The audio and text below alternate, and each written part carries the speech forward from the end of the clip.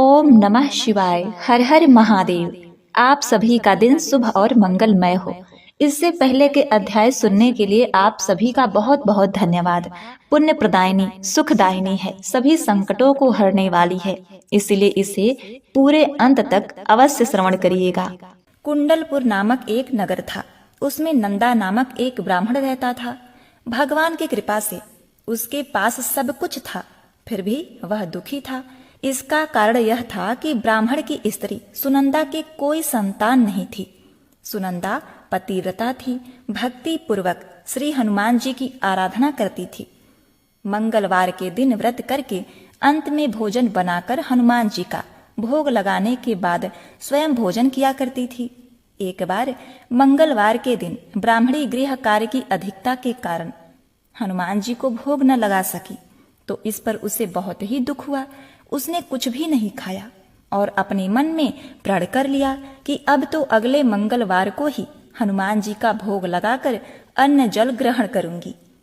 ब्राह्मणी सुनंदा प्रतिदिन भोजन बनाती, श्रद्धा पूर्वक पति को खिलाती, परंतु स्वयं भोजन नहीं करती और मन ही मन श्री हनुमान जी की आराधना करती थी। इस प्रकार 6 दिन गुजर गए और ब्राह्मणी सुनंदा अपने निश्चय के अनुसार भूखी प्यासी निराहार रही। अगले दिन मंगलवार को ब्राह्मणी सुनंदा प्रातः काल ही बेहोश होकर गिर पड़ी।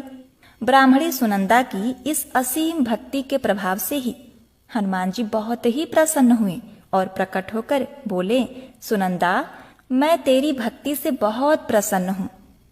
सुनंदा अपने आराध्य देव श्री हनुमान जी को देखकर आनंद की अधिकता से विह्वल हो श्री हनुमान जी के चरणों में गिरकर बोली, हे प्रभु, मेरी कोई संतान नहीं है, कृपा करके मुझे संतान प्राप्ति का आशीर्वाद दें, आपकी अति कृपा होगी। श्री महावीर जी बोले, तेरी इच्छा पूर्ण होगी, तेरे एक कन्या पैदा होगी, उसके अष्टांग प्रतिदिन सोना दिया करेंगे। इस प्रकार कहकर श्री हनुमान जी अंतर्ध्यान हो गए। ब्राह्मणी सुनंदा बहुत हर्षित हुई और सभी समाचार अपने पति से कहा। अब ब्राह्मण देव कन्या का वरदान सुनकर कुछ दुखी हुए, परंतु सोना मिलने की बात सुनी तो बहुत प्रसन्न हुए। विचार किया कि ऐसी कन्या के साथ मेरी निर्धनता भी समाप्त हो जाएगी। श्री हनुमान जी की कृपा से वह ब्राह्मणी गर्भवती हो गई और 10वें महीने में उसे बहुत ही सुंदर पुत्री प्राप्त हुई। वह बच्ची अपने पिता के घर में ठीक उसी तरह से बढ़ने लगी जिस प्रकार शुक्ल पक्ष का चंद्रमा बढ़ता है। 10वें दिन ब्राह्मण ने उस बालिका का नामकरण संस्कार कराया। उसके कुल पुरोहित उस बालिका का नाम रत्नावली रखा, क्योंकि यह कन्या सोना प्रदान किया करती थी। इस कन्या ने पूर्व जन्म में बड़े ही विधान से मंगल देव का व्रत किया था। रत्नावली का अष्टांग बहुत ही सोना देता था। उस सोने से नंदा ब्राह्मण बहुत ही धनवान हो गए।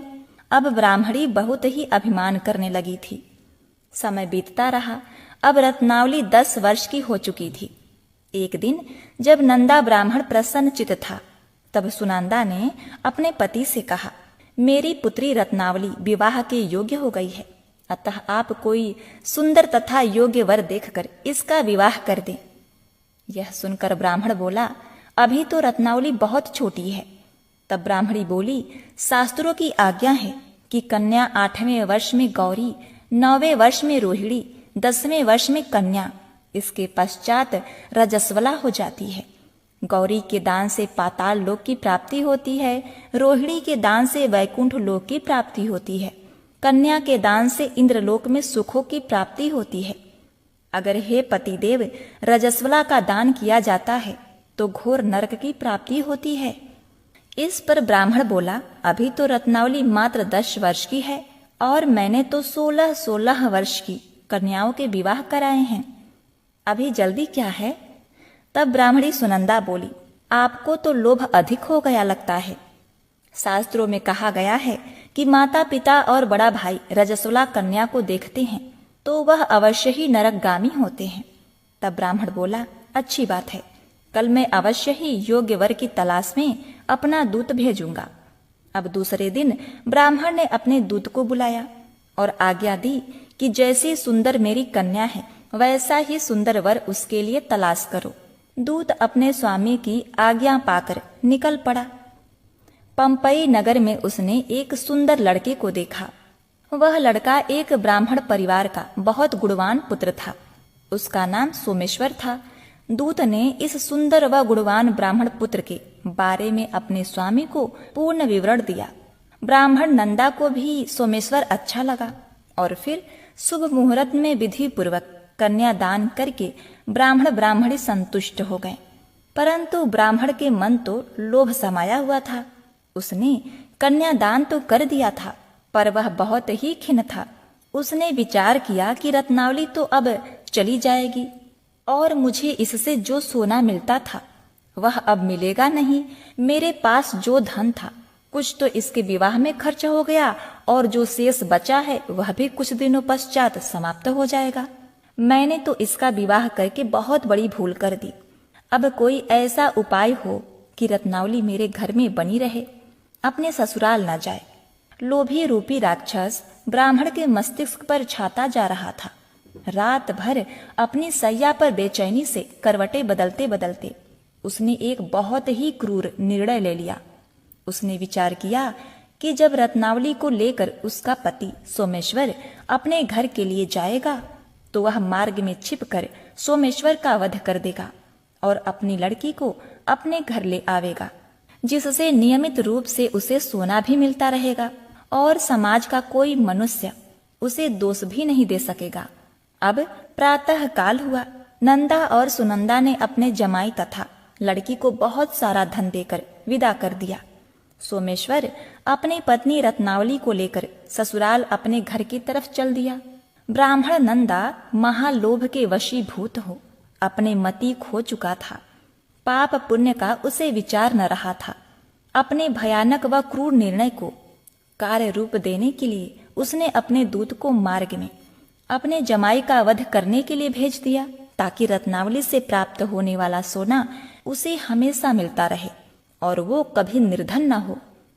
ब्राह्मण के दूत ने अपने स्वामी की आज्ञा का पालन करते हुए उसके जमाई सोमेश्वर का मार्ग में ही वध कर दिया। समाचार प्राप्त कर ब्राह्मण नंदा मार्ग में पहुंचा और रुदन करती अपनी पुत्री रत्नावली से बोला, हे पुत्री, मार्ग में लुटेरों ने तेरे पति का वध कर दिया है। भगवान की इच्छा के आगे किसी का कोई वश नहीं चलता। अब तू घर चल, वहां पर ही रहकर शेष जीवन व्यतीत करना। जो भाग्य में लिखा है वही होगा। अकाल मृत्यु से रत्नावली बहुत ही दुखी हुई। करुण क्रंदन व रुदन करते हुए से बोली, हे पिताजी, इस संसार में जिस स्त्री का पति नहीं है उसका जीवन व्यर्थ है। मैं अपने पति के साथ ही अपने शरीर को जला दूंगी और सती होकर अपने इस जन्म को माता पिता के नाम को तथा सास ससुर के यश को सार्थक करूंगी।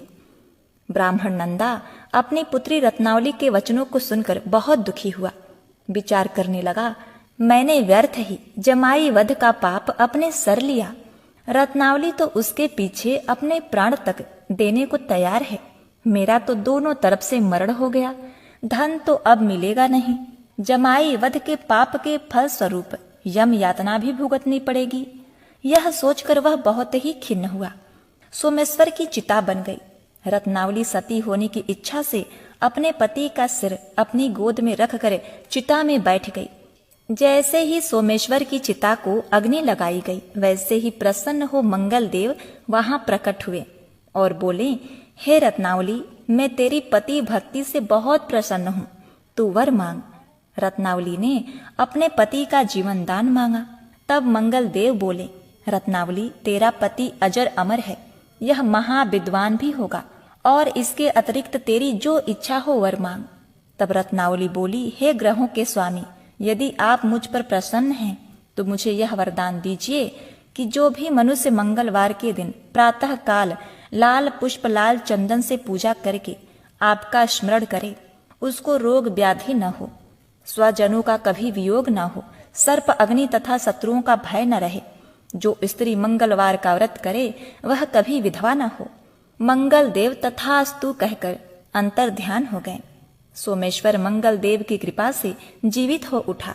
रत्नावली अपने पति को पुनः प्राप्त कर बहुत ही प्रसन्न हुई और मंगल देव का व्रत प्रत्येक मंगलवार को करके व्रतराज और मंगल देव की कृपा से इस लोक में सुख ऐश्वर्य को भोगते हुए अंत में अपने पति के साथ स्वर्गलोक गई। तो बोलिए हनुमान जी महाराज की जय। तो प्रिय भक्तों, आज पौष मास महात्म का दूसरा अध्याय समाप्त हुआ। इसके आगे का अध्याय आप कल श्रवण करेंगे।